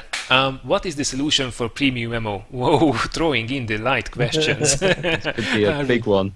Yeah, that one might be like a whole separate podcast, I think, just going around the premium ammo, because there are a couple of ideas out there. I think nobody knows the real solution to it. I mean, I know people were talking about balancing the number of rounds that you can take, balancing the damage you can do, balancing the penetration. There are all sorts of ideas out there, but I think wargaming itself has like a bunch of ideas listed there, which they might or might not have already tested for themselves. But I mean, it's such a complicated there's thing. a few things they tested, and I think they want. Yeah. Not just in Blitz, they tested internally, and I know they're thinking about bringing them to the sandbox. So we might see it. I'm not sure if soon, because with the HD maps, I think the next iterations of the sandbox is all of them is going to be HD maps. There you go, all of the hype for HD maps. But maybe next year, it's going to be one of their selling points. I strongly believe they're going to announce it during Wargaming Fest this year. The main things they want to fix during 2018, like they did last year, like saying this year was matchmaking, artillery, and all of those things. I think they're going to say it on Tank Fest. Well, we're going to fix it and we're going to test it this way, and next year we're going to see some crazy stuff. Let's put it like that on Sandbox, because that's where they're going to test it. But like you say, maybe we can have a podcast about it, because there's so many ideas in there. Even the Wargame may have at least 4 ideas, I think. Well, Skate, how's it working out in Blitz? I love it. I absolutely love how they balanced premium ammo and Blitz. Basically, the price of the shell is the same. Well, for the majority of tanks. But the general thing is they've reduced the damage a premium shell can do by 25 to 40%, depending on the tank. So you're basically sacrificing DPM by around 25 to 40% in exchange for the high penetration. So if you're stupid enough to spam nothing but premium ammo, all you're doing is sacrificing your own DPM, which has severely cut down on the amount of premium ammo people spam. I mean, the T-54, literally, you can guarantee whatever tank you're in, you were going to get hit by heat. Nowadays, people have to use the correct thing, which means obviously they're trying to learn how to use it to save themselves the cost of having less DPM. But I love what they've done in that aspect, and it works a charm. Because it does sound good. It's like a tactical choice. Do I go for the penetration or the damage? And you've got to make that decision. It's not just a case of, well, hey, press my 2 key and go through it. I like that. It gives the player choice, makes them think. And you think it's working out pretty well? I'd say on average I fire, let's just say with like 1-2 premium shells at absolute max in a game. That sounds really interesting, because when it came out, I did hear some. I mean, people were of course afraid about the news, and some people said that people will just will have to fire more, so it will just jack up the credit cost of the game. But then people seem to be really selective about it these days. That is exactly it. When it first came out, either it was people with exceptionally high stats were the first to complain. A chunk of people with exceptionally high stats, and then it was more the other end of the spectrum then as well. Very low percentage people complained. Obviously you had people in the middle, but that was the general consensus. Nowadays I think everybody likes it. Because it's like, it's the complete opposite of HE. HE isn't considered overpowered. You've got sod all penetration value, you're trading that for your damage. Now the premium rounds, it's just the opposite. You're sacrificing your damage in exchange for the high penetration. If anything, premium ammo in Blitz is used more now to finish off, or to guarantee yourself finishing off a low health target, rather than trying to deal with, like for example, a heavy tank from the front. If you can't address it from the front now, then it's time to hop and go all the way around the map. That's really interesting. I love it. I genuinely love what they've done in that aspect. All right, awesome. Well, let's see what the announcement in this year's Wargaming Fest will be. As Harkonnen mentioned, we might see it being tackled next year. Would be awesome. All right, quickly, next question. Mad Max, can we clear up if black tanks have a bonus for crew training on console? As I'm confused, as I've seen reviews where they talk about this. Do you guys know? Not me, unfortunately. I'm not sure. I don't play on console. But then again, console is almost like Blitz. It's their own separate world. They do a few random things that sometimes like, why do you do this? But I know that on PC, the black tanks is just, they literally, as any other tanks, the only difference is they black, so you can have two T-34s in your garage, or two IS-6s, and but I'm not sure about the console version. I'm not sure if anyone is online at the moment that can confirm this to us. It's dependent on the tank, guys. I wouldn't know the stats offhand, but different tanks, the different premiums, including the black ones, do have different extra percentages for crew skills or credits. There's a bunch of premium tanks which you don't get a buff in credits, but you get a buff in XP instead. Much like the Churchill on PC, the Churchill 3. Oh yeah, that thing has like crazy amount of XP buff. Although nobody will confirm how much. But it makes Does it? I didn't know that. I thought you were just... Churchill 3 makes an outrageous amount of XP. As in, when I order all my tanks via average XP earned, my Churchill is up with my tier 9s and 10s. Yeah, that's why I banned that from replay contests. Because the bonus XP is included in the base XP in that one, whereas other premiums it isn't. You still get bonus XP in other premiums, but it doesn't include it in the base XP score, so that often catches people out. It's the same on the console ones, but I'd say the best thing to do if you're looking for the console figures is actually go onto the console website, because they actually tell you on there what the percentage increase is for XP and for credits on each premium tank. Well, that's something you don't get on PC. It's one of the things that people complain, is the fact that you're buying a premium tank, but you don't know exactly what you're buying in terms of credit earning. You don't know which factor they got, because they got loads of different factors for all of them. So it will I think it will be something that will be nice to know, because players who could try to figure out which one will be better for them if they're just looking for a credit earner. But then again, will most probably show up massive differences they got on loads of different tanks, and that's why they don't want to put it out there. Problem we've got with that is exactly. I mean, after they've come out, we can obviously calculate the credit coefficient. But before they come out, even if they said, hey guys, this has got 180% credit coefficient, they may not tell you the price on shells or repair costs at that point. So you'd have to still be in a guessing game, wouldn't you? Yeah. True enough. All right, next one, TC Freer. By the way, thanks for the host, man. Appreciate it.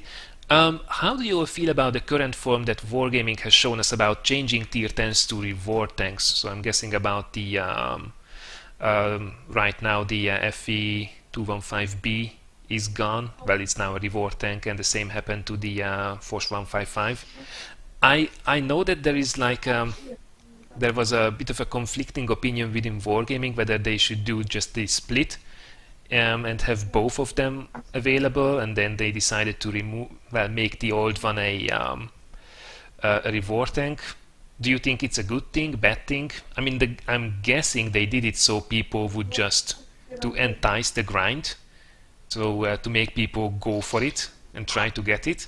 What's the better way for you to make all of your players play a branch that no one plays, and that it's so painful to play, but you still do it? I've gone through 2 painful grinds. Well, not 2, 1, because the FV I already had it for about almost a year. But still, I still remember the grind for the FB 215B. It's 2 branches that no one was playing.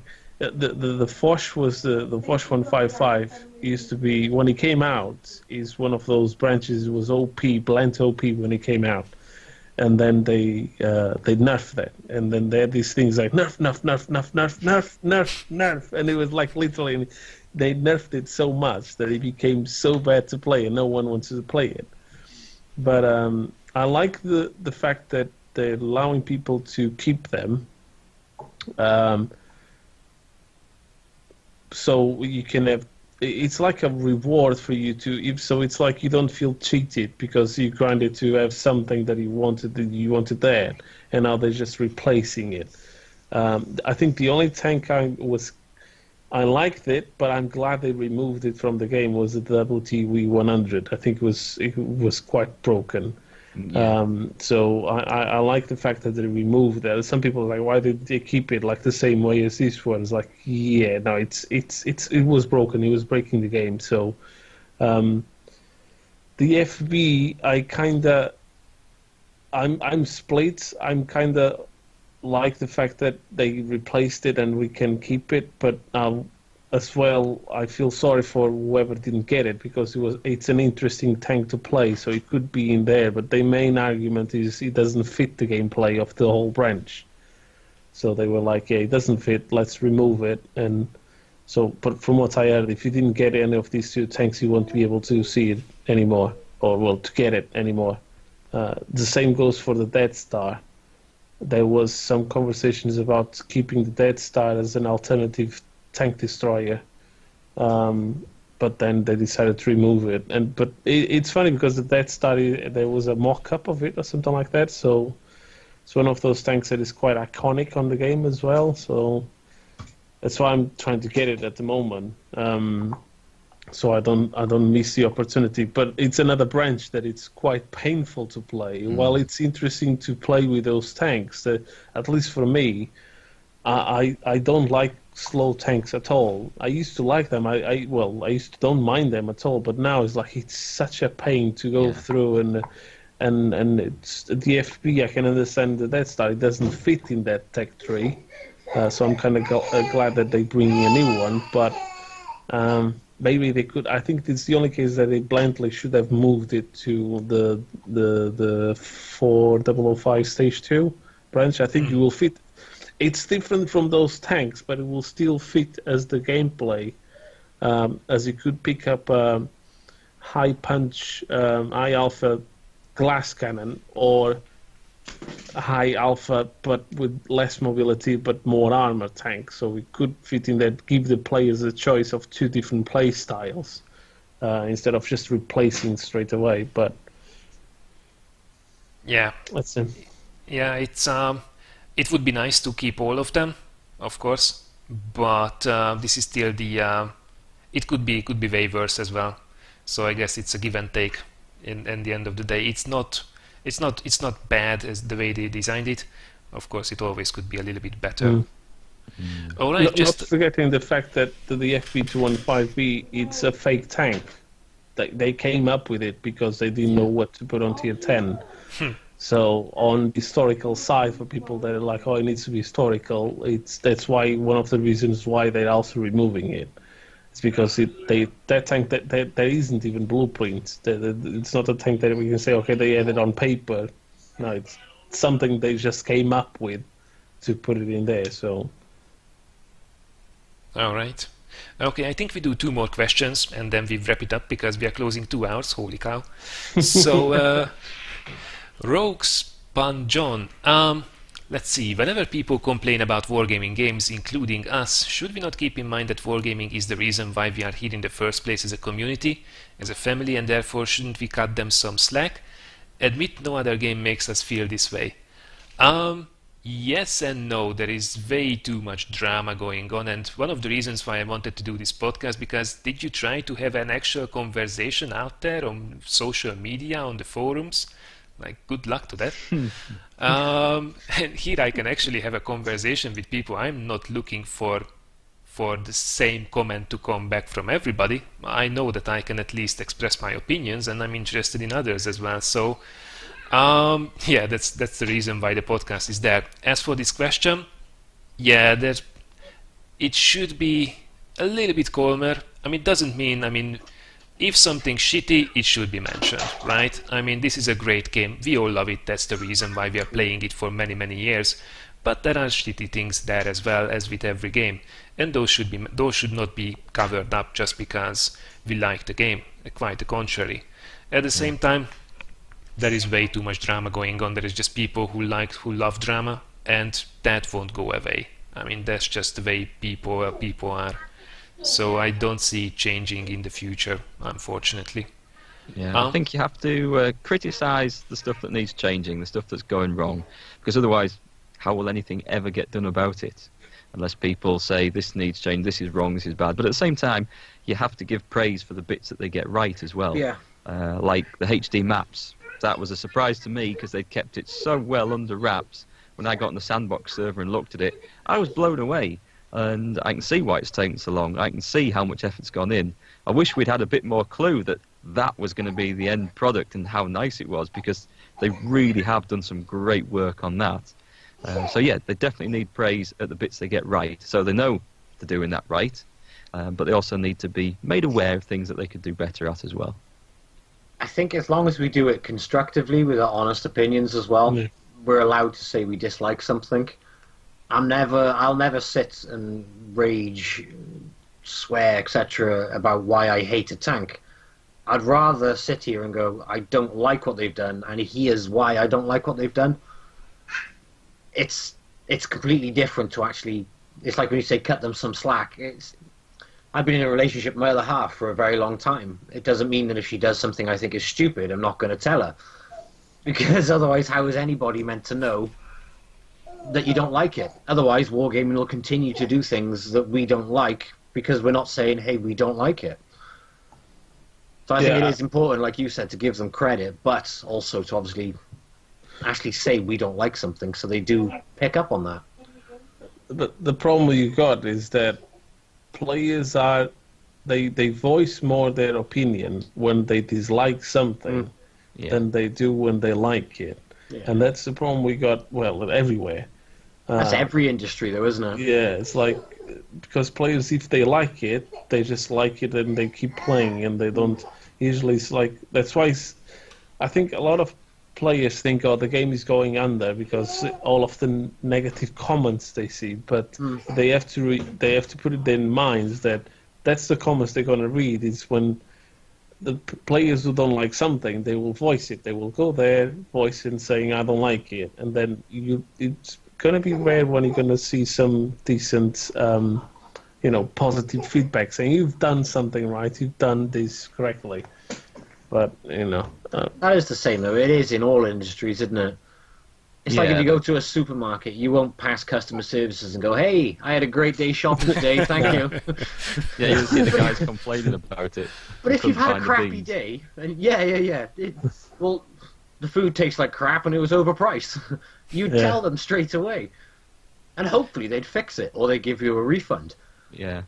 It is the same in every industry, isn't it? I think one of the problems people have with wargaming is that they often feel that their opinions aren't being taken notice of until they start the screaming and the shouting and the raging that they give. I know as contributors, we've given honest feedback on things. We say, well, we think this needs fixing or this needs improving.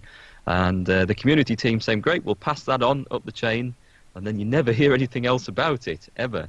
And so you end up, and players probably have the same issue when they talk on forums, that they feel like, well, our decent, sensible opinions aren't being taken note of, to the point where we've still got the same problem we had 2 years ago.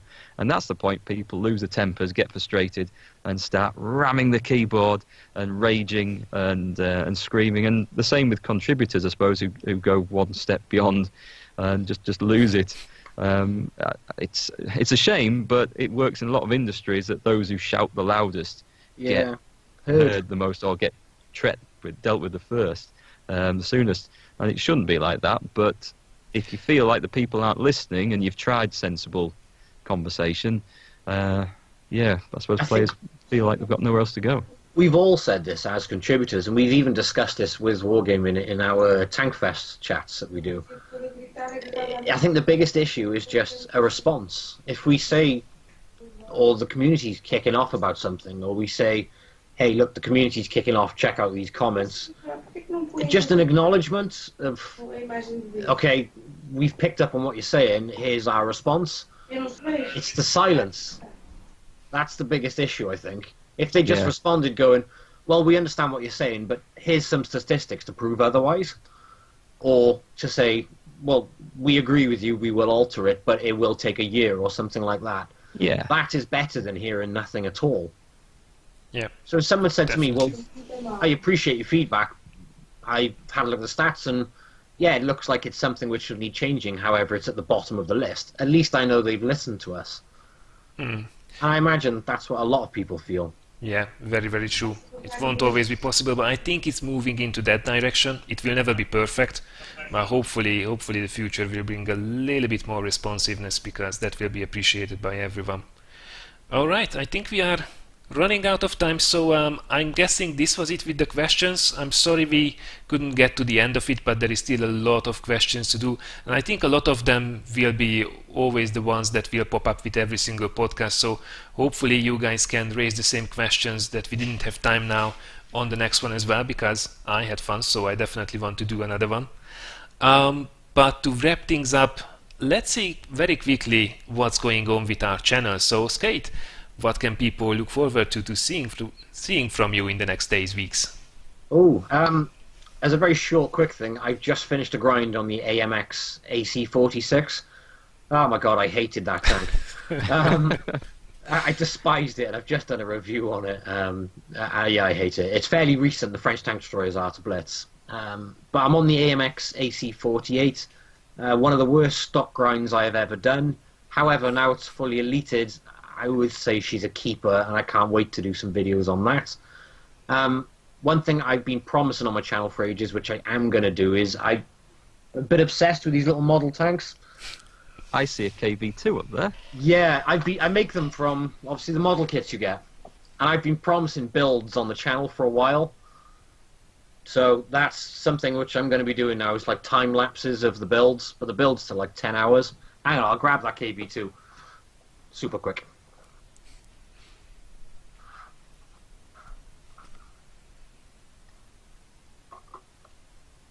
Oh, nice. Ain't she a beauty? So yeah. Really cool. Are these plastic ones? Yeah. Yeah, sorry. But as you can see, there's a few, and that's not all of them.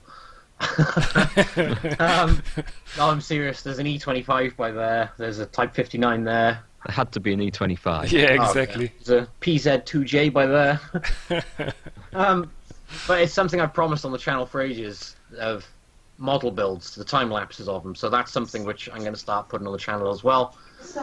And some more World of Warships Blitz content. All right. Sounds exciting. It should be fun. Absolutely. Oak, what about with you? Well, that premium tank I said I hated, I've actually got a review of the Matilda Black Prince coming up God. soon. I've had the footage saved for a week or two and just can't bring myself to talk about it. I spent a morning one day when I had a day off, saying, right, I hate this one so much because I've been trying to play it in platoons. We'd been getting as bad a matchmaking as it gets, nearly all tier 6s all the time. And I was so sick of it, I thought I'm going to play it till I ace it and then sell the damn thing and review it. So that's coming up, so people can enjoy my misery. And also, I'm going to do a garage video, just of all the tanks I've got in the garage, show people what I've got in there, why I've got them, why I've kept them, and which ones I enjoy playing, and which ones I can't wait to get rid of. So that's in the immediate future, as well as just replays of my community people, replays that players have sent in. All right, a lot to look forward to then. What about you, Harkonnen? Now you are releasing a ton of stuff on the blog all the time. Is there anything special coming, maybe? Yeah, well, if you like giveaways, there is currently a giveaway for Total War Arena. I'm giving away 20 keys, so if you want closed beta access, that's an opportunity for you.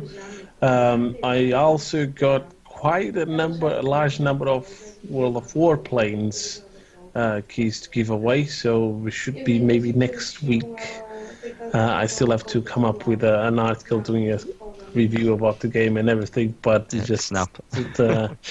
At the times, like, it's almost impossible to write a lot of things. It's one of the problems I got with the blog, is because I cover a lot of content and so much thing comes up. There's times that you almost got nothing to publish and you have to come up with something, and then there's days that they release tons, and when I say tons, like sometimes they release 2, 4, 5, 6, 10 premium tanks and warships and loads of stuff too, and you don't have time to publish everything. But who reads my blog knows that I don't want to be the first one putting out. I just want to put out the most correct information as possible and the most accurate information, and with my opinion in there and what the people can expect as well. So just content, it's always updated all the time. But if you're looking for giveaways, I got a few keys for World of Tanks as well. So like Matilda 4s and stuff like that. So all of that is coming over most probably over the next 2 weeks. So go around and check my post about giveaways, and maybe you'll get a key. All right, well, that sounds awesome. Free stuff is the best stuff. And as for myself, well, I just finished the giveaway for the 50k subscriber event, which was awesome. I'm just distributing the prizes, but if you did miss it, don't worry, because I will do a special stream on the North American server sometimes in the upcoming weeks with some more gold giveaways. And thanks to a viewer, we are actually going to give away a BTSV for a World of Tanks console next week as well on social. As for the videos, this Friday there is actually a video coming out which I was really looking forward to making for a long time, and it's going to be a mix of World of Tanks, World of Warships and War Thunder funny moments. Right. I just finished doing it before the podcast, and I love it. Hopefully you guys will enjoy it too. And next week we'll see also some special streams, because Destiny 2 is coming to PC, if I'm not mistaken, on Tuesday, 7 o'clock. It will hit the servers, and I'm definitely going to jumping on that one, so I will probably kill a couple 100 hours in that game, and I will stream a fair bit of it as well. So yeah, a lot of stuff happening. Alright, well, thanks a lot for joining, everybody. I hope you had a really lovely time. I sure as hell did myself. I'm really sorry once again that we couldn't cover all the questions, but hopefully we can catch up a little bit next time as well. Of course, special thanks to AgingJedi, Harkonnen and Sk8 for joining and for pairing with us for an extra hour, even after the planned time. So really thank you guys. I'm sorry that it took so long to finish everything. It's our own fault. We like to talk, clearly. Yeah. Fun. But I genuinely thank you very much for having us on. Thanks really for enjoyed it. Thanks for having us, and congrats on the 50k as well. Yes, congratulations. Thank you very much, and thanks for joining. It was a lovely chat. Hopefully we can do it again in the future. Alright, everyone. Thanks a lot. Have a nice evening. Have a nice rest of your day. Take care, and see you around. Bye. Bye.